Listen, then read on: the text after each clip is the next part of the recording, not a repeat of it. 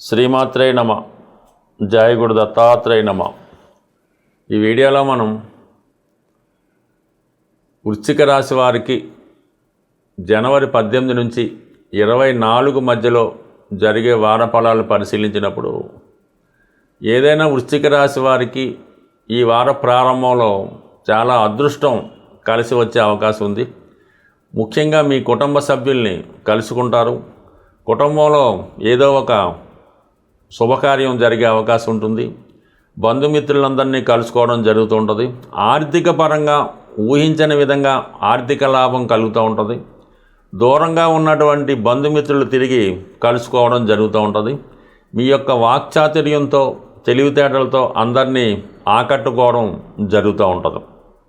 ఈ వార ప్రారంభంలో ఏర్పడినటువంటి గజకేసరి యోగ ప్రభావం వల్ల కుటుంబ సమేతంగా ఏదో ఒక పుణ్యక్షేత్రాన్ని దర్శించడం జరుగుతుంది. అలాగే ఏదైనా ఒక వినోద కార్యక్రమంలో కానీ విందు కార్యక్రమంలో కానీ పాల్గొనడం జరుగుతూ ఉంటుంది. ప్రధానంగా చాలా కాలంగా ఆగిపోయినటువంటి ధనం మీకు ఈ సమయంలో ఒక బహుమతిలాగా వచ్చే అవకాశం ఉంటుంది. అంటే సంక్రాంతి కాబట్టి ఎప్పటి నుంచో ఇద్దామనుకున్నటువంటి ఒక బహుమతి మీ పేరెంట్స్ అవ్వచ్చు, అత్తవారు అవ్వచ్చు, ఎవరైనా మీకు ఈ సమయంలో ఒక గిఫ్ట్ లాగా వచ్చే అవకాశం ఉంది. కొంత ధనం మీకు ప్రైజ్ మనీలా కూడా ఏదో ఒక కార్యక్రమంలో రావడం జరుగుతూ ఉంటుంది. అంటే ఆర్థిక పరంగా చాలా అనుకూలంగా ఉంటుంది. ఫైనాన్స్గా చాలా సంతోషంగా ఉంటారు. కుటుంబ సభ్యులందరినీ సరదాగా సంతోషపెట్టే అవకాశం ఉంది. అంటే ప్రధానంగా ఇంకొక మార్పు ఏంటంటే ప్రస్తుతం తృతీయ స్థానంలో 4 గ్రహాలు సంచరిస్తున్నాయి.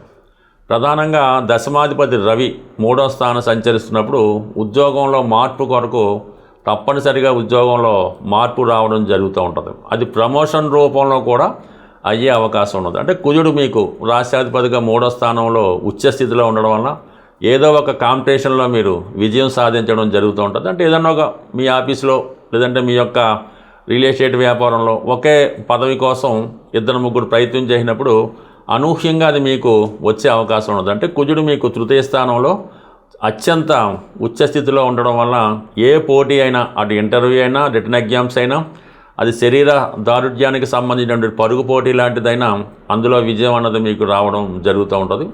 అది ఒక విధంగా ఉద్యోగంలో పదవీ ఉన్నతి రావచ్చు, కొత్త ఉద్యోగ ప్రయత్నం కూడా ఫలించవచ్చు, కొంతమందికి ఉద్యోగపరంగా ట్రాన్స్ఫర్ కూడా అయ్యే అవకాశం ఉంది. ఇది ప్రభుత్వ రంగ సంస్థల్లో ఉన్న వాళ్ళకి, పోలీస్ డిపార్ట్మెంట్ వారికి, ఎక్సైజ్ ఏ డిపార్ట్మెంట్లో ఉన్న వాళ్ళకి కంప్లీట్గా ఇది ఉత్సాహపరంగా ఒక ఇంప్రూవ్మెంట్, ఒక ప్రమోషన్ లాంటిది రావడం జరుగుతూ ఉంటుంది. సాధారణంగా ఏమవుతుందంటే ఏదైనా ఒక గ్రహం రవితో కలిసినప్పుడు ఆ గ్రహం తన బలాన్ని సంపూర్ణంగా కోల్పోయి రవి ద్వారా ఆ బలం ఇవ్వడం జరుగుతూ ఉంటుంది. రవి ప్రభుత్వ ప్లానెట్ కాబట్టి మీకు అది ప్రభుత్వం ద్వారా అయినా ఫలితం వస్తుంది, మీ తండ్రి గారు లేదంటే గురువు గారి ద్వారా అయినా ఆ ఫలితం మీకు అందడం జరుగుతూ ఉంటుంది. ప్రధానంగా బుధుడు అష్టమ లాభాధిపతిగా మరి దశమాధిపతితో కలిసి ఉండడం వలన ఈ ఉద్యోగ ప్రయత్నాలు రావడం కానీ, ఉద్యోగంలో ప్రమోషన్ కానీ రావడం జరుగుతుంటుంది. విద్యార్థులకి చాలా స్కాలర్షిప్ లాంటిది కానీ, ఏదైనా క్యాంపస్ ఇంటర్వ్యూ జరిగితే అందులో విజయం కానీ, అంటే ఇమీడియట్గా కాకపోయినా సుమారుగా ఈ ప్రభావం ఒక నెల రోజుల పాటు ఉంటుంది. కాబట్టి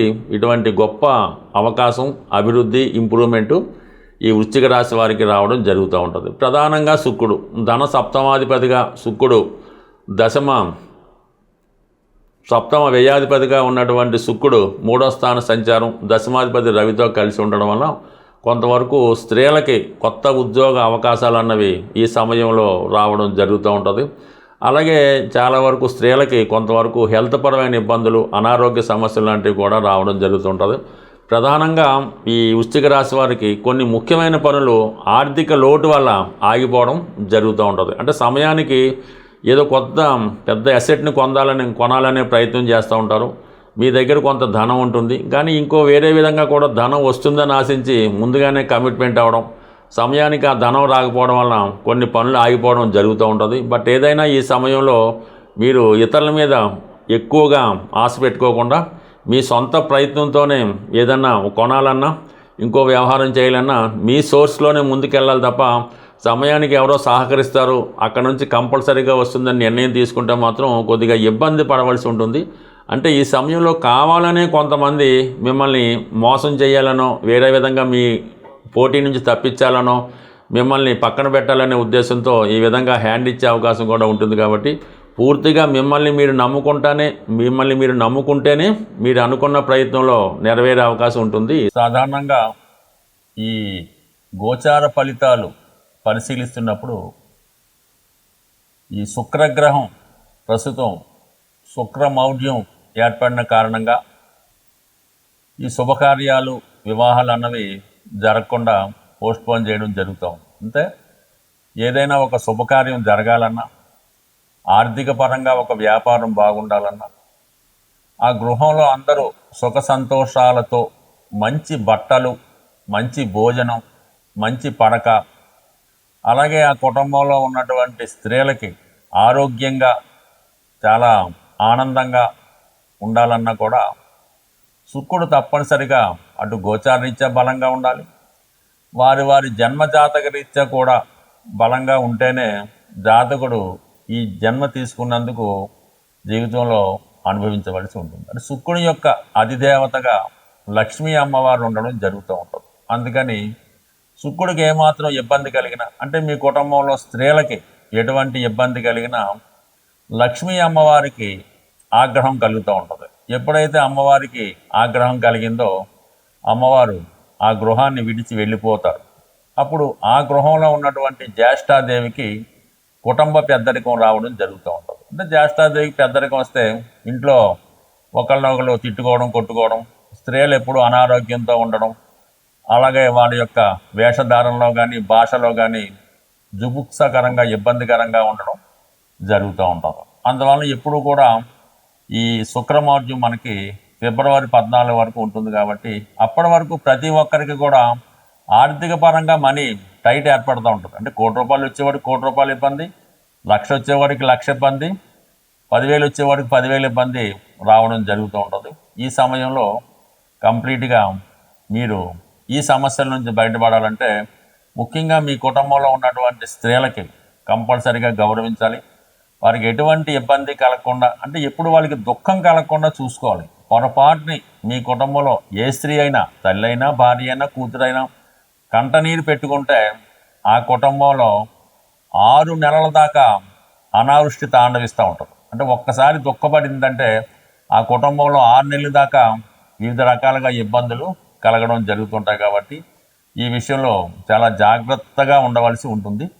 దాని తర్వాత ప్రధానంగా ఇప్పుడు సంక్రాంతి కాబట్టి పుట్టింటికి మీ యొక్క ఆడపడుచులు అది రావడం జరుగుతుంటుంది. వారు వెళ్ళిపోయినప్పుడు కంపల్సరీగా వాళ్ళకి తగు విధంగా మీకు ఏమీ లేకపోయినా వాళ్ళకి సత్కరించవలసి ఉంటుంది. వాళ్ళకి సంతోషంగా ఆనందంగా పంపవలసి ఉంటుంది. వాళ్ళు ఏమాత్రం వెళ్తూ నిష్ఠూరంగా మాట్లాడినా, బాధపడినా, ఇబ్బంది పడినా మళ్ళా వచ్చే సంవత్సరం దాకా మీ కుటుంబంలో ఏదో ఒక ఇబ్బంది నడుస్తూ ఉంటుంది. కాబట్టి కంప్లీట్గా వాళ్ళని గౌరవప్రదంగా చూడటం అన్నది మంచిది. ప్రధానంగా ఇటువంటి సమస్యలు రాకుండా ఉండాలంటే మీ యొక్క ఇంట్లో, మీరుంటున్న గృహంలో ఆగ్నేయపరంగా దోషం లేకుండా ఉండాలి. అలాగే మీ యొక్క వంటిల్లు కూడా చాలా శుచిగా, శుభ్రంగా, ఆరోగ్యకరంగా ఉన్నప్పుడు ఆటోమేటిక్గా ఈ స్త్రీల వల్ల వచ్చే ఇబ్బందులు, ఆర్థిక సమస్యలన్నీ కూడా సంపూర్ణంగా పరిష్కారం అవుతూ ఉంటాయి. అలాగే ఈ వంటగది మెయింటైన్ చేయడానికి కూడా కొన్ని నియమాలు, కొన్ని నిబంధనలు ఉంటాయి. అవి మీ పెద్దవారి ద్వారా అడిగి ఆ విధంగా పాటించడం వల్ల మీ కుటుంబం మరింత ఆరోగ్యంగా, ఐశ్వర్యంగా, ఆనందంగా ఉండే అవకాశం ఉంటుంది. కాబట్టి ప్రతి ఒక్కరూ కూడా మీ యొక్క గృహంలో వాస్తుపరమైనటువంటి ఆగ్నేయ దోషం లేకుండా చూసుకుంటే ఆ కుటుంబంలో ప్రతి స్త్రీ ఆనందంగా ఉంటుంది. ప్రతి మగవాడు కూడా ఎటువంటి వ్యసనం లేకుండా భార్య విధేయుడై ఉండడం జరుగుతుంది. స్వస్తి.